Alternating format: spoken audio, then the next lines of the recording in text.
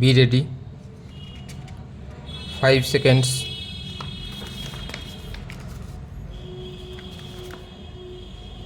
Start. Mr. Vice Chairman, sir, I was submitting in the forenoon session that political defections have become a moral feature of our political and public life.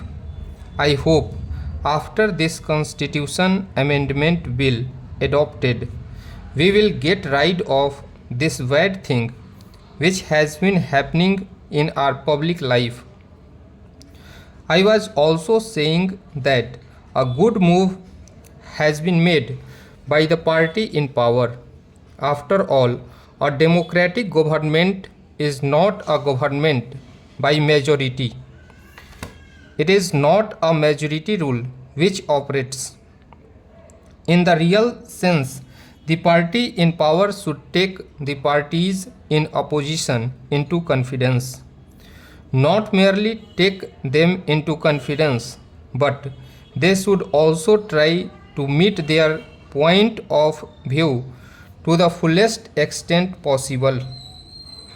This is the way democracy operates. This is the system which we have inherited from our ancestors, which used to be in the form of panchayat system. We need to preserve, nurture and see that it flower further so that we can take all advantages through this system. The only alternative to this system is, as is well known, dictatorship, where a person, a human being, cannot flower his own end to the full. Basic freedoms which are very necessary for an advancement of the society and for achieving various objectives are not available. This defection has raised a matter of principle because it is a matter of morality in public life, in political life, which needs to be gone into.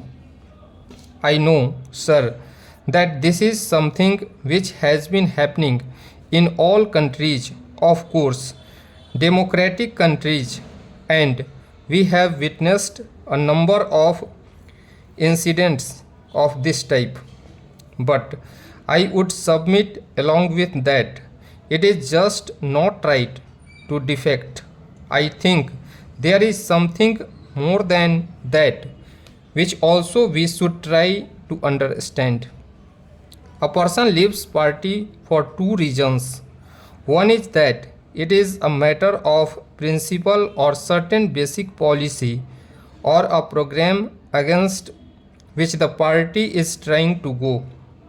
It might have been enshrined in the constitution, in the policies and programs, but still the occasions do arise when the parties go against their very principles and policies.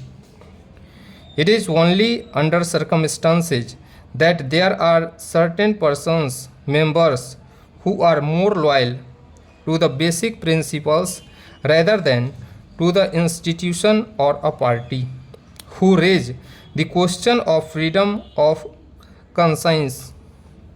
After all, political party is an instrument to achieve something. It is not an end by itself. If you like, from this point of view, the right to dissent or even to live is a basic right which should exist in any democratic society. But the point that is relevant is how this is going to be exercised.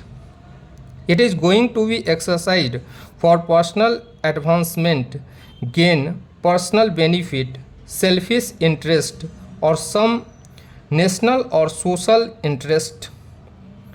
That is the dividing line, and this should be kept in mind. I am therefore happy that the particular clause which used to be in the original bill that was sought to be introduced, that a person who could be expelled from a party outside the house not connected with the voting in house also would disqualify from the membership of the house has been given a go by unanimously. That is a very welcome feature of this particular bill. Again, as I was saying, there are a number of situations wherein the people are required to operate, to work and vote according to the policies that are laid down. It is true that the members are elected on the basis of certain policies and programs to a political party. It is therefore their burden duty to see that these policies and programs are properly implemented and the issues that come up before the House are accordingly voted upon. Any person or member who tries to transgress these limits needs to be punished, but it is in this context that it becomes a matter of very serious concern. That is, when a person defects because he wants to go into power or get something in return, either in installing or pulling down the government. This is something which is more condemnable, and that is why it has become a matter of contempt as far as the public is concerned. But sometime I do wonder, sir, that if defection is given a go by for all the time to come, and in all the countries probably the great men who have appeared on the scene in history might not appear anymore. As my one friend put it, the charms of defection also may not be there. I would like to submit that there was a great man who defected not once but thrice. He is one of the greatest men of that country. As we see it, he started his career as a Conservative Party member, became an independent member, and later on again reverted to the Conservative Party, from where he occupied the highest post in the country. Stop.